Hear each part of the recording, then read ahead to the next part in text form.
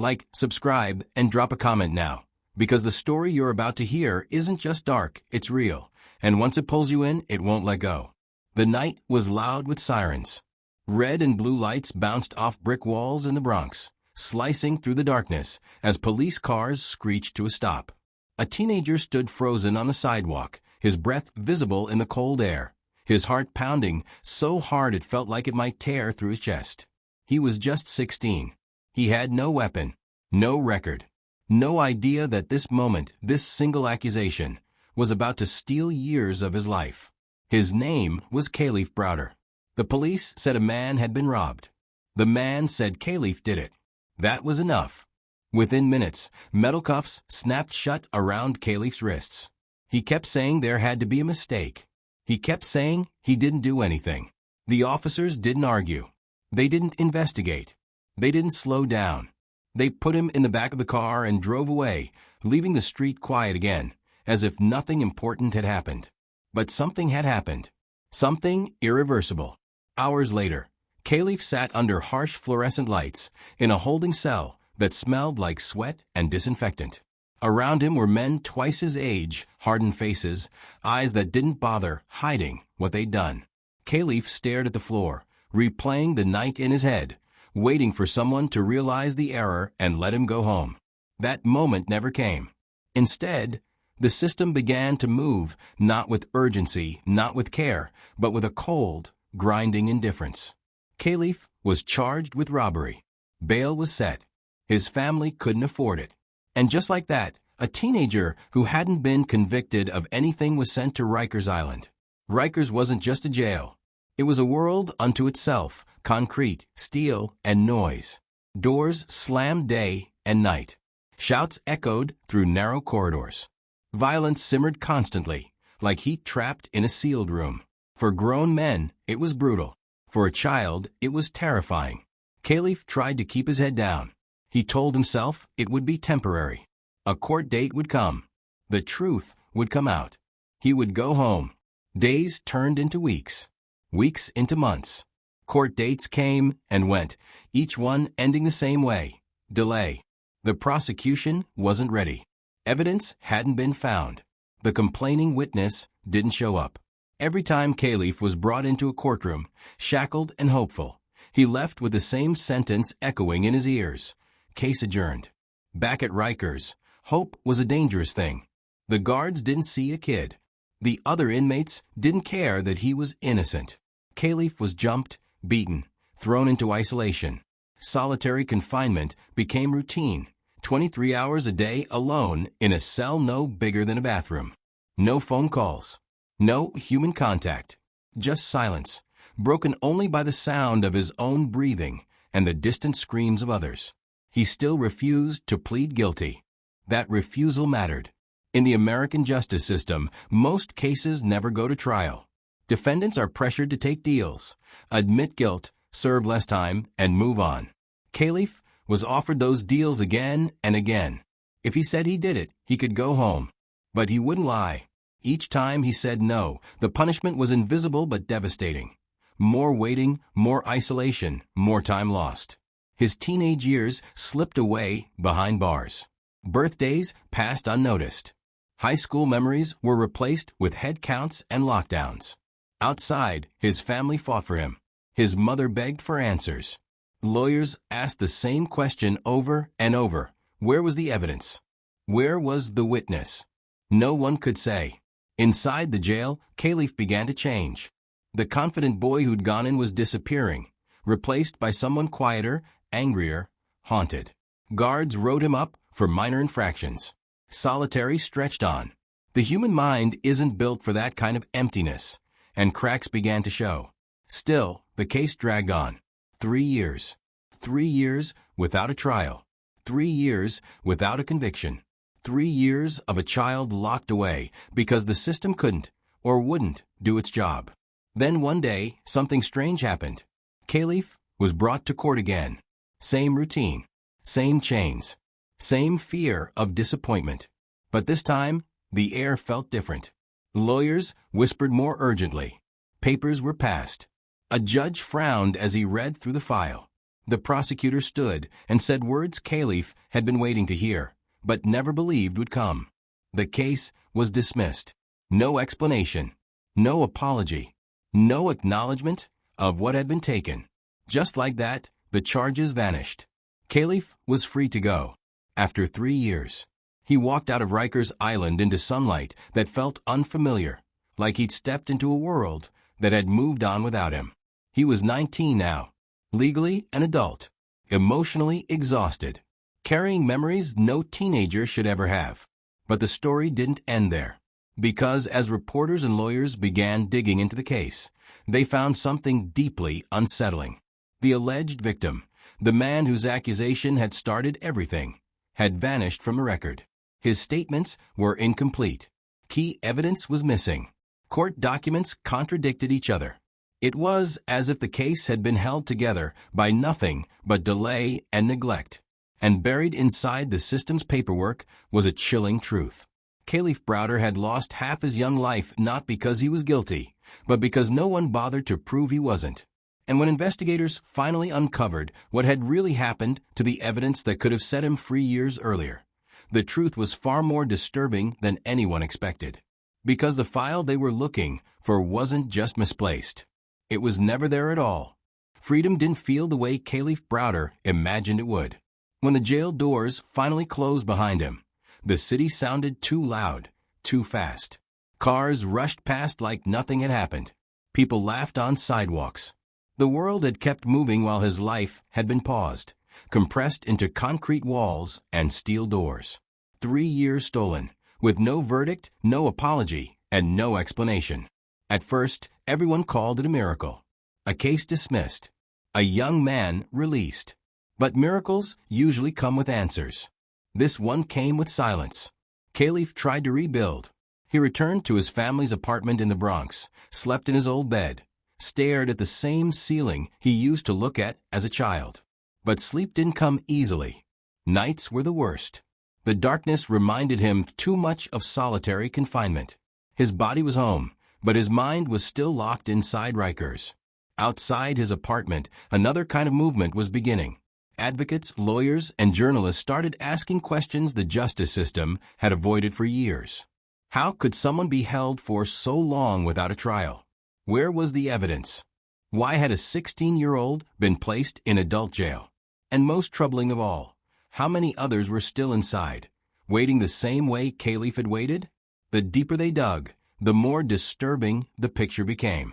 Court records showed over 30 adjournments. Each delay had a reason, but taken together, they told a different story, one of negligence disguised as procedure. The prosecution had never produced critical evidence. The alleged victim had never been cross-examined. Key files were referenced but never attached. It was like chasing a shadow. Kalief was asked to speak. At first, he resisted. Talking meant reliving. Reliving meant pain. But silence had already cost him years. And he knew staying quiet wouldn't protect him now. So he told his story. He talked about the beatings, the hunger, the guards who ignored his pleas, the solitary cell where time dissolved and thoughts turned dark. He spoke calmly, but his eyes told a different story, one of someone who had seen too much too young. When his interviews aired, the reaction was explosive. People across the country were stunned. Many had assumed jail was reserved for the guilty. Kalief's story shattered that belief. He became a symbol, not by choice, but by circumstance, of everything broken inside the system. But attention has consequences. As the spotlight grew brighter, pressure followed. Officials issued statements, carefully worded to say nothing at all. There would be no admission of wrongdoing, no individual responsibility. The case, they said, had followed procedure. That word, procedure, hung heavy. Behind the scenes, something else was happening. Records requested by journalists were delayed. Files came back incomplete. Some documents were suddenly unavailable. Others contradicted earlier versions. It wasn't overt obstruction. It was something quieter, slower, harder to prove, but impossible to ignore. Kalief felt the weight of it all pressing down on him. Strangers recognized him on the street. Some thanked him. Others stared. The same system that had ignored him now watched his every move. And inside him, the damage was deepening. He tried school, but concentration slipped away. He tried work, but anxiety followed him everywhere. Simple noises triggered memories. Authority figures made his chest tighten. He wasn't just recovering from jail, he was recovering from being erased. The fight for accountability moved forward anyway. Civil rights lawyers prepared a lawsuit. They argued that Kalief's constitutional rights had been violated, that prolonged detention without trial, especially for a minor, was a moral and legal failure. The case wasn't just about money. It was about acknowledgement, about forcing the system to look at what it had done. But the closer they got to court, the more resistance appeared. Depositions were postponed. Timelines blurred. Responsibility shifted from office to office, person to person. No single decision-maker emerged. Everyone had followed policy. No one had caused harm. The truth was being buried under bureaucracy. And while institutions defended themselves, Kalief was unraveling. Friends noticed the change first. He withdrew. He smiled less. His laughter disappeared. The weight of what he'd endured, combined with the feeling that nothing would ever truly be fixed, began to crush him. He wasn't just haunted by the past, he was terrified of the future. Because if this could happen once, it could happen again.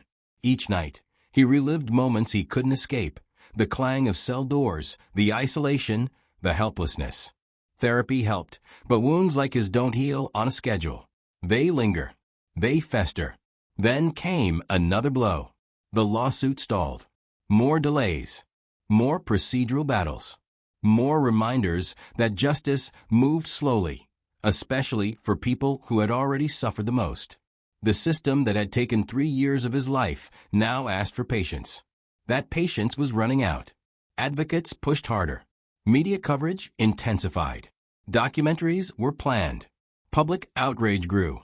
Kalief's story was no longer just his. It was evidence of a larger crisis.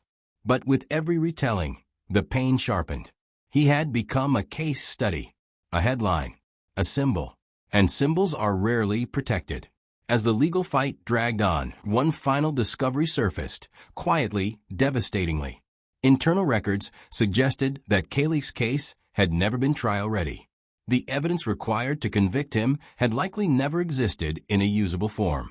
From the beginning, the case was hollow, which meant something unthinkable. Kalief Browder hadn't been trapped by a slow system. He had been trapped by an empty one. A case with no foundation had been allowed to consume years of a child's life, simply because no one stopped it. And as that realization spread, so did a terrifying question. If the truth had been known all along, why had it taken so long to set him free? The answer would expose a reality far darker than neglect. Because the system didn't fail by accident. It failed because no one in power was forced to care. And as Kalief stood on the edge of that truth, fighting demons the world couldn't see, the damage done inside those walls was about to claim something far more precious than time. It was about to claim him. By the time the truth fully surfaced, it was already too late. The city continued to debate policies, reforms, and responsibility, but for Kalief Browder, the battle was no longer happening in courtrooms or news studios. It was happening inside his mind, quiet, relentless, and unseen. Every day became a negotiation with memory. The lawsuit moved forward on paper, but emotionally, Kalief was standing still. The legal arguments spoke of rights and violations, but none of them could return the years that had been taken, or erase the nights he still spent staring at walls, reliving moments he never chose to remember. Freedom had come without healing.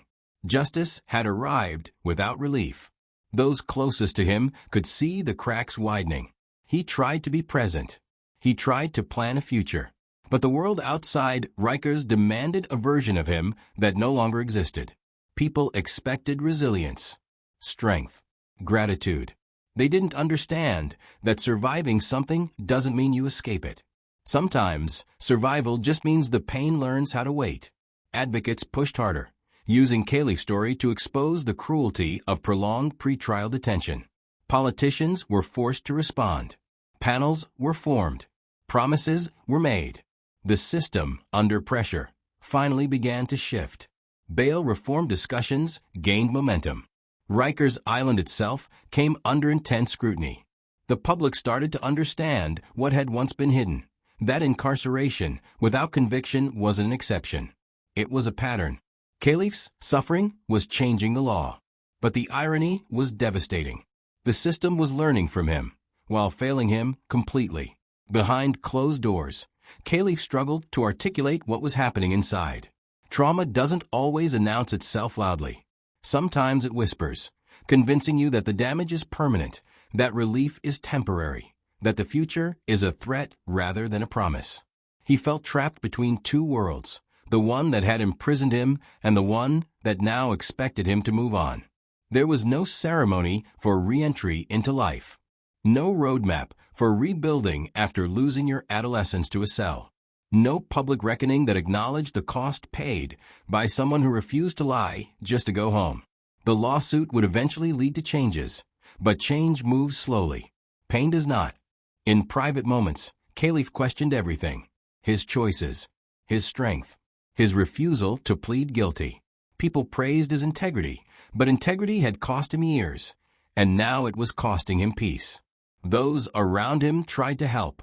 Therapy, support, community. But trauma, especially institutional trauma, leaves scars that don't respond easily to reassurance. It distorts time.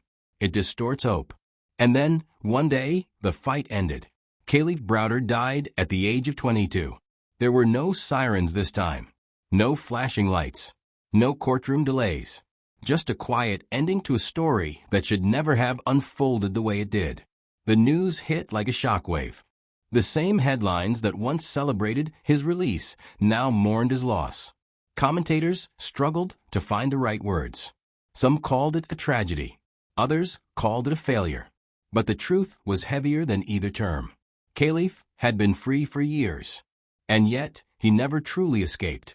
In the aftermath, the city was forced to confront an uncomfortable reality. The damage caused by injustice doesn't stop when prison doors open. Psychological wounds inflicted by isolation, violence, and neglect can outlive sentences, cases, and reforms. Kalief's death transformed outrage into reckoning. His story became a turning point. Bail reform accelerated. Pretrial detention practices were challenged. Rikers Island faced plans for closure. His name entered textbooks, documentaries, and legal discussions, not as a criminal, but as evidence of systemic harm. But progress came at an unbearable price, because accountability arrived only after the person most affected was gone. The system never apologized to Kalief Browder. It never stood before him and admitted fault. It never restored what it took. Instead, it learned quietly, adjusted slowly, and moved on. His family was left with grief that no reform could ease. The public was left with a haunting question. How many others were still waiting inside cells, losing time, losing themselves, because no one was in a hurry to tell the truth? Kalief's case proved something terrifying and undeniable. You don't have to be convicted to be destroyed by the justice system. You don't have to be guilty to lose your life. Sometimes, all it takes is an accusation, a delay, and a system that values procedure over humanity. His story lives on, not as entertainment, but as a warning. A warning about what happens when society confuses silence for fairness, delay for due process, and survival for recovery. They say the truth eventually comes out. But for Kalief Browder, the truth came after it no longer mattered. And that is the most disturbing verdict of all. If this story shook you, stay close. There are more truths the system doesn't want you to see. Subscribe, because the next story might be happening right now, to someone who hasn't been heard yet.